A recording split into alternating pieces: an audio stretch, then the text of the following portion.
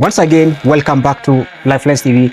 And in case you are new here, my name is Peter Tosh Williams. Please consider subscribing. The only support you can give me is by subscribing. And as you do that, let God Almighty bless you. Now, guys, today I want us to discuss something that has been stirring up quite a bit of conversation recently. Yesterday on 4th August, our Deputy President, Rigathi Gachagua, decided to give a full interview in his native language, Kikuyu. Now, this issue has actually raised a few eyebrows, and people like Peter Kaluma, through his Twitter account or X, he posted asking when will Gachagua will fully take his role as the Deputy President of the Republic of Kenya. So guys, let us dive into this topic and unpack what is really going on here. Firstly, let us talk about cultural representation versus national responsibility. On one hand, Deputy President Gachagua's choice to use Kikuyu is a powerful nod to cultural pride and representation. It highlights the importance of our indigenous languages and the pride we take in our heritage. For the Kikuyu community or Mount Kenya region, this can foster a strong sense of identity and pride. But as the Deputy President of the Republic of Kenya, Gachagua's primary audience isn't just one community or Mount Kenya region only, but it is the entire nation. My friends, Kenya is a melting pot of diverse cultures and languages, and using Swahili or English, which are widely understood, ensures that each and every person gets that message. Guys, person like me, I struggled to listen. I could not even hear even a single word. Jamani. Now, let us compare this to past leadership styles. Take our current President William Ruto, for instance. When he was serving as the Deputy President of the Republic of Kenya under former President Uhuru Kenyatta, he strategically used national platforms like NTV, KTN, and Citizen TV, and he communicated in Swahili or English. Aimed on Western Hotel, which some have said actually belongs to you. I have interest in Western Hotel. You have interest in Western Hotel? Western Hotel is completely different from Langata Road Primary School. Each one has its own title.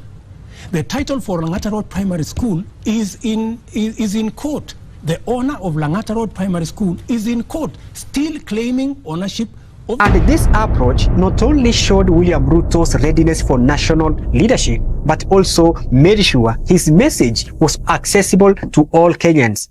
But Rigathi Gachagua's current strategy seems to be more regional, catering primarily to a Kikuyu-speaking audience, which might actually limit his reach and influence among non-Kikuyu-speaking Kenyans. People like us, guys. You see, we were ready by that to listen to Rigathi Gachagua. We were very ready. We thought maybe he's going to speak in Swahili, maybe even if he was to add a bit of Kikuyu, but a bigger part of it was going to be English or Swahili. But nilisikia tu ni Kikuyu mpaka mwisho. Hey jamani. Mira na muguka ni cash crop.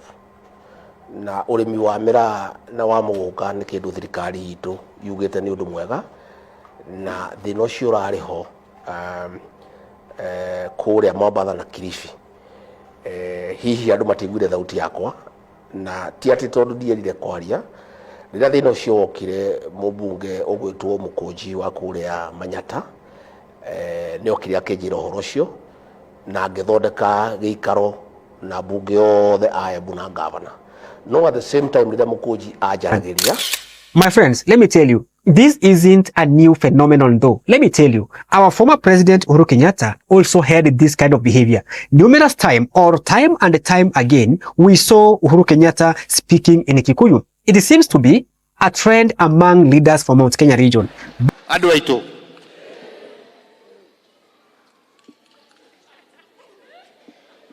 Inyue oguo ndamwira ni inyue itungatiri cia bururi uyu witu ni ndiratarite aria maroka riu ndirarora guku ngaiga ngai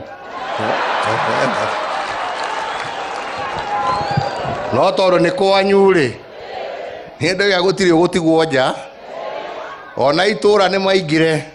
But while it is important to honor and preserve our cultural identity, national leaders have a responsibility to promote unity and inclusivity. Let us talk about the potential drawbacks of the shortcomings of this approach.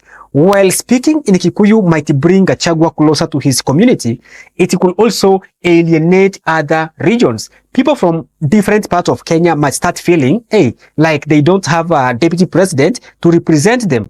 And this sense of exclusion can be, let's say, damaging, okay, especially in a country as diverse as the Republic of Kenya.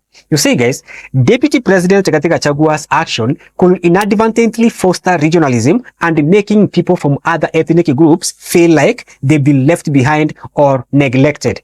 Let me use my tribe or my community as just an example. I come from a community where we don't have a governor, we don't have a senator, neither do we have a women rep.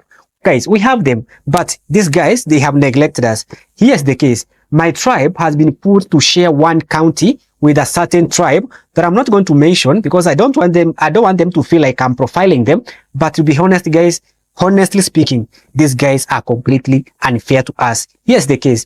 During an election, we do front one governor, one senator, and one women rep, hoping at least one of them, either senator, governor, or women rep, might end up being elected. But because this tribe I'm talking about actually overwhelm us with their numbers, they end up electing one of their own.